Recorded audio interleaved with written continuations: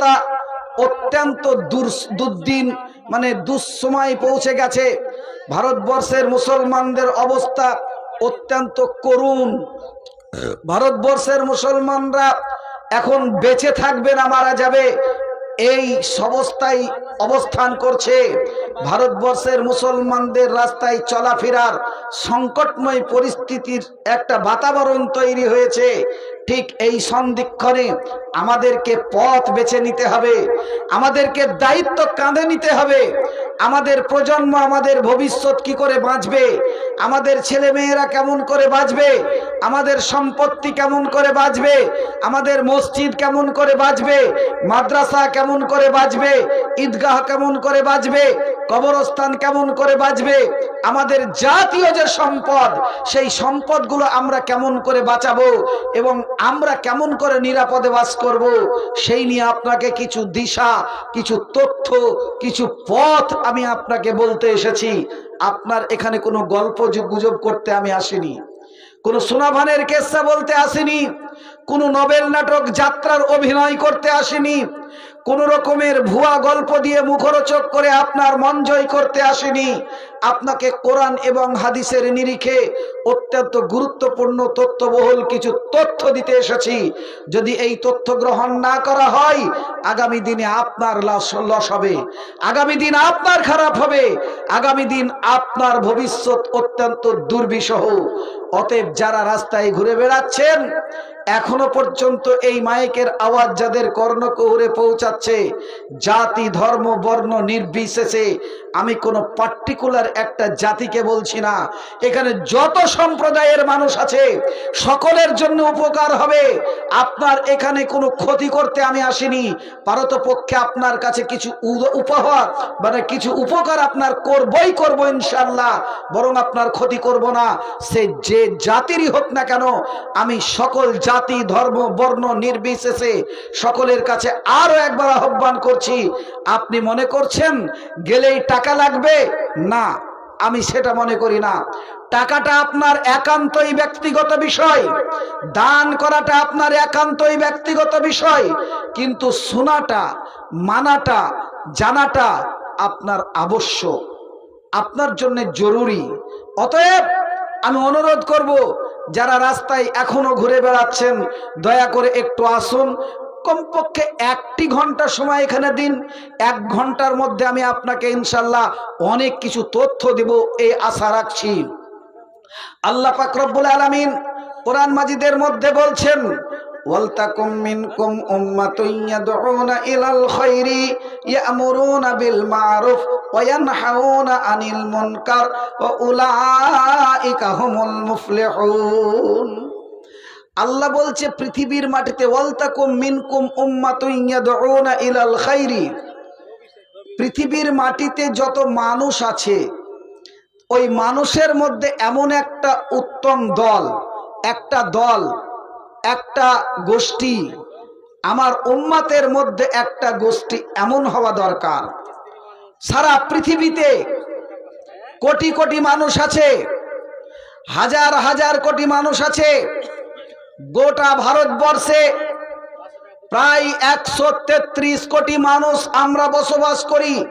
আদমশুমারির গণনায় পাওয়া যায় 133 কোটি মানুষ আমরা বসবাস করি গোটা ভারতবর্ষে। অনুরূপভাবে বাংলাদেশে প্রায় 17 কোটি মানুষ, বিভিন্ন রাজ্যে বিভিন্ন দেশে কোটি কোটি মানুষ বসবাস করে। তাহলে কোটি কোটি মানুষের মধ্যে আল্লাহ একটা শ্রেণীর মানুষকে নির্বাচিত করলেন, বললেন ওরাই উৎকৃষ্ট, ওরাই উত্তম। তারা কারা? উত্তম দল, উত্তম গোষ্ঠী হওয়া দরকার, যাদের কাজ হচ্ছে দুটো। 1 নম্বর কাজ হচ্ছে তা'মুরুনা বিল মা'রুফ, 2 নম্বর কাজ হচ্ছে ওয়াতানহাউনা আনিল মুনকার। দুটো দায়িত্ব, বেশি দায়িত্ব আল্লাহ দেয়নি। কেন আপনাকে দায়িত্ব দিল? আপনার জন্য কি করেছে আল্লাহ? আল্লাহর দায়িত্ব আপনি পালন করবেন কেন? এটাও তো ভাবার বিষয় আছে। শুনুন, আল্লাহ আপনাকে কত ভালোবেসেছে, আল্লাহ বলছেন কুল ইন কুনতুম তুহিব্বুনাল্লাহ ফাত্তাবিউনি ইউহিব্বুকুমুল্লাহ ইয়াগফির লাকুম যুনুবাকুম ওয়াল্লাহু গফুরুর রহিম। মহান আল্লাহ পাক রব্বুল আলামিন তার প্রিয় হাবিব জনাবে মুহাম্মদ রাসূলুল্লাহ সাল্লাল্লাহু আলাইহি ওয়াসাল্লামকে সম্বোধন করে বললেন, হে নবী গো, তুমি বলে দাও, গোটা মানব জগৎকে বলে দাও, ইন কুনতুম তুহিব্বুনাল্লাহ, তারা যেন আমাকে ভালোবাসে। ফাত্তাবিউনি ইউহিব্বুকুমুল্লাহ, আমি আল্লাহ তাদেরকে ভালোবাসবো। ইয়াগফিরু লাকুম যুনুবাকুম ওয়াল্লাহু গফুরুর রহিম, আমি আল্লাহ শুধু ভালোবেসেই ক্ষান্ত নয়, আমি আল্লাহ তাদের জীবনের আগেকার পেছেকার, গোপনে প্রকাশ্যে, রাতের আধারে দিনের আলোকে, জাহিরা বাতেনা, সব সময় যদি কোনো গুনাহ করে থাকে, আল্লাহ বলছেন ওই সমস্ত গুনাহকে আমি আল্লাহ ক্ষমা করে দেব যদি আমাকে তারা ভালোবাসে। ও আপনার তেতুলিয়া গ্রামের মানুষ, এই এলাকার মানুষের কাছে আমি আবেদন করি, আমরা আল্লাহকে কতটুকু ভালোবাসি, নবীকে কতটুকু ভালোবাসি। আল্লাহ বলছেন, ও মা, তুমি যদি আমাকে ভালোবাসতে চাও, আমার ভালোবাসা পেতে চাও, তাহলে তুমি করো কি, আমার নবীকে ভালোবাসো।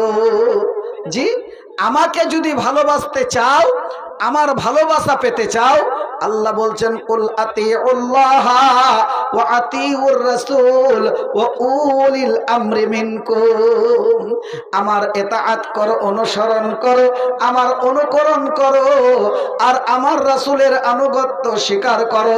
আমার রাসূলের দেখানো পথ, আমার রাসূলের দেখানো আদর্শ, আমার রাসূলের দেখানো কাজকর্মকে তুমি পৃথিবীর মাটিতে বাস্তবায়ন করো, তাহলে তুমি আমার ভালোবাসা পেয়ে যাবে। আর একটি কাজ করবে কি, উলিল আমরি মিনকুম, তোমরা তোমাদের নেতার আনুগত্য স্বীকার করো, তোমরা তোমাদের নেতার নেতৃত্ব মেনে নাও। যদি সেই নেতা তোমার ইমানদার হয়, যদি নেতা তোমার ভালো হয়, ওই নেতা তোমার যদি সঠিক রাস্তা দেখায়, তাহলে তুমি ওই নেতার আনুগত্য স্বীকার করো। জি, তাহলে দুটি কাজ আল্লাহ বললে, তুমি যদি আমাকে ভালোবাসতে চাও, তাহলে আমার প্রিয় হতে চাও, আমার আনুগত্য আমাকে পেতে চাও, তাহলে তুমি করো কি, আমার রাসূলের আনুগত্য স্বীকার করো, আমার রাসূলের দেখানো পথ মেনে নাও, আর সেই সঙ্গে তুমি তোমার যে নেতা, যাকে নেতা নির্বাচন করেছো, সেই নেতার আনুগত্য স্বীকার করো, নেতার নেতৃত্ব মেনে নাও। বন্ধু, আজকে আমি আপনাকে রাজনৈতিক দলের নেতার কথা বলছি না, আপনাকে আপনার সমাজের নেতার কথা বলছি না, আপনাকে এই পৃথিবীর মাটিতে যারা অনইসলামিক কালচারে আকৃষ্ট হয়ে আপনার পৃথিবীর মাটিতে নিজের ক্ষমতা দখলের লড়াই করে, নিজের ক্ষমতা বজায় রাখার জন্য নেতৃত্ব দেয়, নিজের স্বার্থ সিদ্ধির জন্য নেতৃত্ব দেয়, এই নেতার কথা আল্লাহ বলেনি। আল্লাহ ওই নেতার কথা বলেছেন যেই নেতার কোনো স্বার্থ থাকবে না, স্বার্থ একটাই, সেই নেতার স্বার্থ একটাই জান্নাত, সেই নেতার স্বার্থ একটাই মানব কল্যাণ, সেই নেতার স্বার্থ একটাই মানুষকে পৃথিবীর বুকে নিরাপত্তা দান করা। বন্ধু আমার, ভাইরা আমার, আমি আপনাকে ওই নেতার আনুগত্য স্বীকার করার জন্য আপনার কাছে এখানে বলতে এসেছি, আপনি নেতা কাকে মানবেন, নেতা আপনার কে হবে, আপনি কার আনুগত্য স্বীকার করবেন। একটু আমরা যদি এখানে না উপস্থিত হই, তাহলে আমার কথাটা আপনি বুঝতে পারবেন না। জি, আমি যে কথাটা আপনাকে আজকে বলবো, সেই কথাটা যদি এই সামনে আমার না আসেন, তাহলে আপনার মগজে ঢুকবে না, আপনার মাথায় ঢুকবে না, আপনি এর ভুল ব্যাখ্যা করবেন, অপব্যাখ্যা করবেন।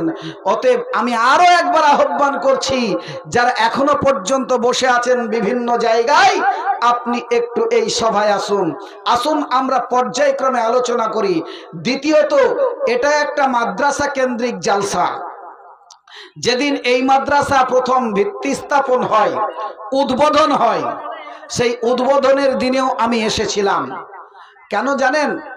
আমার এখানে স্টেজে যারা বসে আছে বা এই মাদ্রাসা পরিচালনা যারা করছে, এরা আমার ছাত্র। এই মৃদারপুর গ্রামের বা এই লালগোলা অত্র এলাকার বিভিন্ন জায়গার অনেক ছাত্র আমার আছে।